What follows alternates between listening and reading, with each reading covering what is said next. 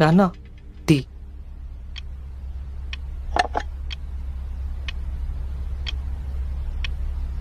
మీ స్కూల్లో ఆడపిల్లలు ఉన్నారా? ఉంటారు. ఆడపిల్ల ఏడుపు ఎప్పుడన్నా చూసావా? ఒరే, స్త్రీ అంటే ప్రకృతి, స్త్రీ అంటే దేవత, స్త్రీ అంటే ఎన్నో వింతల్ని విచిత్రాల్ని తనలో దాచుకున్న ఒక అద్భుతం. నీకర్థం కానంత మాత్రాన స్త్రీ విలువ తగ్గదు.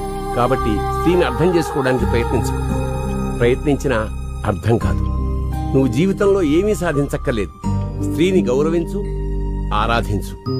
నీ జీవితంలోకి సంతోషం తనంతట తానే వచ్చి చేరుతుంది. స్త్రీని ఎప్పుడూ అవహేళన చేయకు. చేస్తే సర్వనాశనం అయిపోతాం. మళ్ళీ చెప్తున్నా, స్త్రీ అంటే ప్రకృతి. ప్రకృతిని అవమానిస్తే ప్రళయం సంభవిస్తుంది. జాగ్రత్త.